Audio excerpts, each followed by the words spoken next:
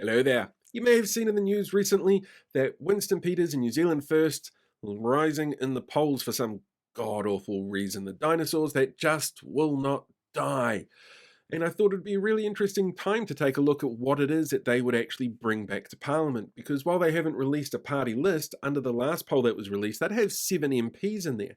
And well, that's certainly an interesting lot. The first two on the list are going to be pretty obvious. It's going to be Winston Peters and Shane Jones because it always has been. The third one on the list is probably going to be Mark Patterson, who's currently the head of Federated Farmers in Otago. He's a former MP as well. He was in the term before they got kicked out of Parliament. But then you've got a whole bunch of wild cards as to who it could be. It might be somebody like Aotearoa here, who blames the Ukraine for Russia invading them. It might be Jamie Arbuckle here, who's a current councillor for the Marlborough District Council. He was the only councillor actually to vote against Māori wards and ran on a taxpayer union pushed campaign of No Three Waters.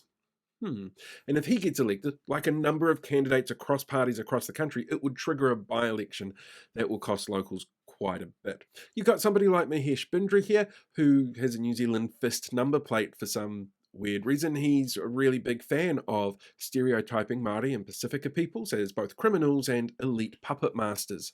You've got Kevin Stone here running in Hamilton West, who hates the idea of people calling the country Aotearoa.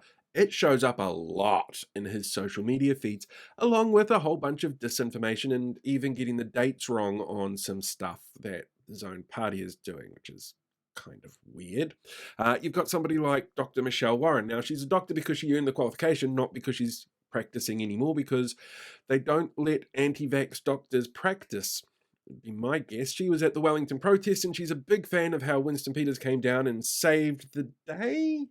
I don't know, that's one of the reasons why she claims that she is a candidate. You've also got somebody like Janina Massey, who is a TERF.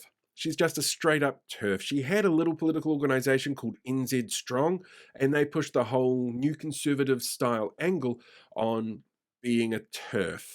She's in there as well. You've got Caleb Ansell, who's another councillor for the Matamata Piako District Council this time. He's running. He doesn't believe in things like science. And he once called for Jacinda to resign because he didn't like lockdowns. He's also a former New Conservative member. You've got Casey Costello here. She is the former spokesperson for the anti-Māori group Hobson's Pledge. She is also Māori herself. She is very much those racists' favourite person of colour. And you've got somebody like Kirsten Murfitt here, who was, up until recently, a Democracy NZ candidate, that Matt King party that pushes all of the conspiracy theories and also tried to be a hero of the Wellington occupation. She's running, because of course she is. The list of candidates for any party is going to be a spectrum of different sorts of people, and there are some candidates here who bring some really interesting perspectives to New Zealand First. But there's a whole bunch of crazy conspiracy theory-fueled candidates as well out there who spread misinformation and disinformation, who are willing to put people at risk just so that they could get what they want and they could see the world the way that they want to. And having them anywhere near the halls of power, do you really want somebody like that to be making decisions on behalf of the country? Because I wouldn't even employ them, let alone vote for them to run the country.